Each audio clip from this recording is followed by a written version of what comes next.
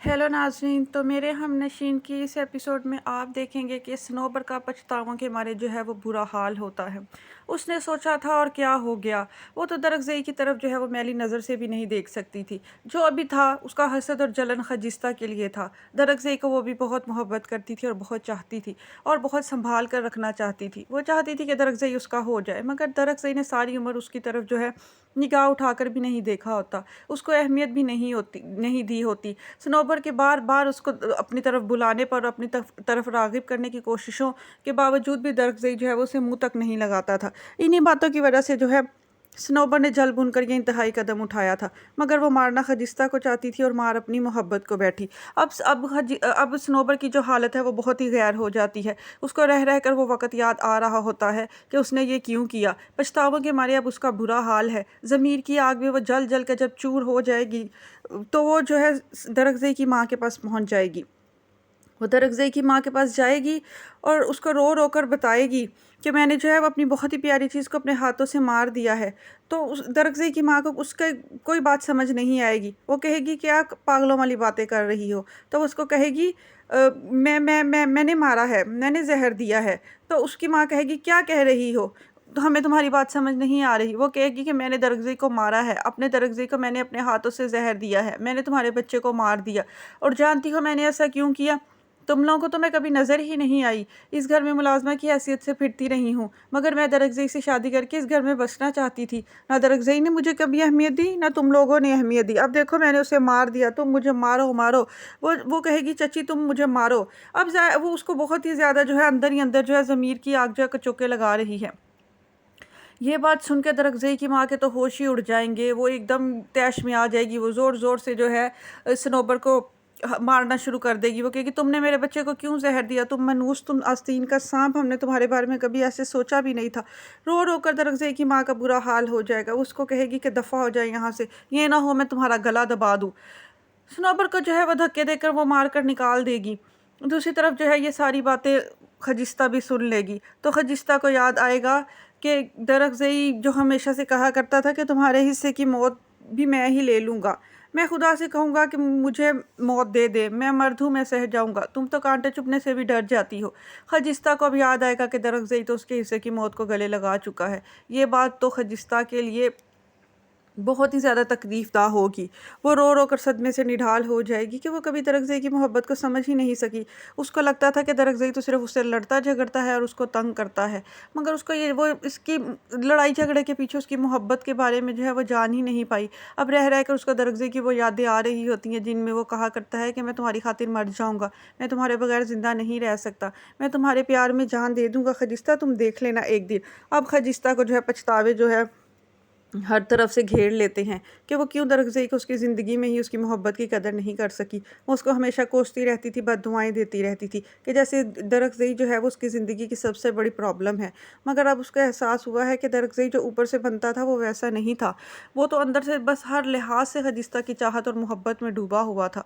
मगर अब खजिस्ता के पास रोने के सिवा क्या रह गया है। वो उस वक़्त को रोती है कि वो क्यों इतना कोसती थी और बददुआएँ देती थी। दूसरी तरफ ड्रामे में आप देखेंगे आइमा जो है, डॉक्टर आइमा जो है वो सबकी नज़रों से बुरी तरह घिर चुकी है। अब आइमा को समझ ही नहीं आ रही है कि वो अपने मकाम को कैसे बहाल कर सके। हादी की माँ और हादी का बाप जो है वो दोनों उसको बहुत बातें सुनाते हैं। अपनी तरफ से बहुत चालाक बनकर डॉक्टर शहरयार के पास जाने की कोशिश करती है और उनसे कहती है कि पूरी दुनिया भी मेरे खिलाफ़ हो जाए तो आप कभी मेरे खिलाफ़ नहीं होंगे। मुझे पता है कि आपने मुझे बेटी बनाया हुआ है और आप मुझ पर हमेशा भरोसा रखेंगे। मगर डॉक्टर शहरयार उसको कहेंगे किसी भूल में मत रहना। मेरी गलती हुई सारी उम्र जो मैं तुम पर भरोसा करता रहा। मेरा बेटा तुम्हारे बारे में सही कहता था। उसकी ऑब्ज़र्वेशन तुम्हारे बारे में बिल्कुल ठीक थी। तुम हमेशा से नाकाबिले एतबार थी। तुम एक मनफी जज़्बात रखने वाली पागल लड़की हो। मुझसे बहुत बड़ी गलती हुई जो मैं तुम्हें अहमियत देता रहा और अपने घर वालों के साथ अपने बेटे के सामने खड़ा रहा। अपने बेटे के साथ मैंने तुम्हारी वजह से तल्लुकात ख़राब किए। मगर आज मैं प्राउड फ़ील करता हूँ कि मेरा बेटा जो है वो मुझसे ज़्यादा अक्लमंद था, जो उसने तुम जैसी लड़की को अपनी ज़िंदगी में नहीं शामिल किया। उसने बहुत अच्छा किया, उसने अपने हक़ में बहुत बेहतरीन फ़ैसला किया।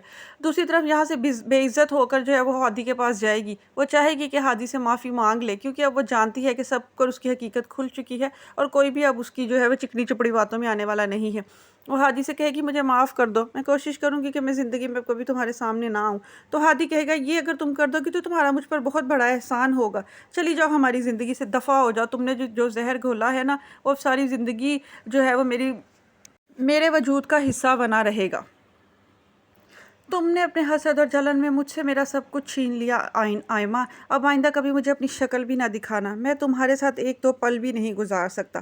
آئمہ کہے گی میں یہاں سے بہت دور چلی جاؤں گی ہادی، بس ہو سکے تو زندگی میں کبھی مجھے معاف کر دینا۔ غرض یہ وہ ہادی کی نظروں سے گر کر رسوا ہو کر آئمہ جو ہے وہ وہاں سے چلی جائے گی، اور یوں ہادی کی زندگی سے آئمہ کا چیپٹر تو کلوز ہو جائے گا۔ دوسری طرف سارے گاؤں میں یہ بات پتہ چل جائے گی کہ درخزئی کو زہر دینے والی جو ہے وہ صنوبر ہے۔ درخزئی کے باپ اور بھائی کو بھی جب یہ بات پتہ چلے گی تو ان کا دل جو ہے وہ خون کے آنسو روئے گا۔ دوسری طرف صنوبر کے باپ کا شرمندگی اور ندامت کے مارے برا حال ہوگا کہ وہ جس گھر کا ساری عمر اس نے نمک کھایا ہے، ان کے ہاں ملازمت کی ہے، اسی کے ہاں جو اس کی بیٹی آستین کا سانپ بن کر جو ڈنگ مار کر آ چکی ہے، وہ جائے گا اور خجستہ کے گھر والوں سے جو ہاتھ جوڑ کر معافی مانگے گا، ان کو کہے گا یہ بندوق تم لوگوں کے سامنے ہے، ابھی کہ ابھی مجھے اڑا دو۔ مگر درخزئی کا باپ جو ہے وہ بڑے ظرف اور اعلیٰ دل والا انسان ہے، وہ کہے گا میں تمہیں مار بھی دوں گا کاکا، تو میرا بیٹا کون سا واپس آ جائے گا؟ تمہارا اس بات میں کیا قصور ہے؟ تمہاری بیٹی یہ حرکت کرے گی یہ تو کوئی بھی نہیں جانتا تھا، تمہیں ہم نے معاف کیا، ہم نے اپنا فیصلہ جو ہے وہ خدا کی عدالت میں بھیج دیا ہے۔ وہ بہت ہاتھ جوڑ کے رو رو کر معافی مانگے گا، مگر درخزئی کا باپ اسے کوئی سزا نہیں دے گا۔ دوسری طرف جو بہرام خان ہے وہ بھی آ کر کہے گا لالا سے کہ دیکھا میرا اس بات میں کوئی قصور نہیں تھا، تم خواہ مخواہ مجھ پر شک کر رہے تھے، اب دیکھ لو تم یہ حقیقت، میں پٹھان کا بچہ ہوں، میں نے جب ایک دفعہ زبان دے دی تھی، عہد دے دیا تھا کہ میں تم لوگوں کے خلاف جو کبھی کوئی کارروائی نہیں کروں گا اور دشمنی کو ختم کرنا چاہ رہا تھا، تو وہی بات سچ تھی۔ اب تمہارے سامنے حقیقت کھل کر آ گئی ہے، تو امروز لالا جو ہے اس سے معافی مانگے گا، اس سے کہے گا کہ مجھے معاف کر دو۔ حالات اس وقت ایسے تھے کہ مجھے سمجھ نہیں آ رہا تھا میرے بھائی نے کس وقت کیا کیا، ہر کسی انسان کا سیدھا شک جو ہے وہ تمہارے اوپر جا رہا تھا، اس لیے میں نے بھی تمہارے اوپر شک کیا بہرام خان، ہو سکے تو مجھے معاف کر دو۔ بہرام خان جو ہے وہ اس کو گلے لگا لے گا اور داجی کو بھی گلے لگا لے گا، یوں بہرام خان اور امروز لالا کے بیچ میں جو ہے وہ صلح ہو جائے گی اور ہمیشہ کے لیے وہ دونوں جو ہے وہ دوست بن جائیں گے۔ دوسری طرف خجستہ کا جو ہے وہ رو رو کے اب دکھ کے مارے برا حال ہے، اس کو بس رہ رہ کے اب درخزئی کی یادیں آ رہی ہیں، سب گھر والے اس کو سنبھال رہے ہیں، سمجھا رہے ہیں کہ جانے والا چلا گیا، اب تم تھوڑا سے زندگی کی طرف لوٹ آؤ، مگر وہ ان دنوں کو پچھتا رہی ہے کہ جن دنوں میں وہ منہ بھر بھر کے درخزئی کو بددعائیں اور کوسنے دیا کرتی تھی۔ وہ اب یاد کر رہی ہے کہ ایک دفعہ درخزئی واپس آ جائے اور وہ اس کے ساتھ جو ہے وہ زندگی کے خوبصورت پل دوبارہ سے جی لے، مگر یہ اب ممکن نہیں۔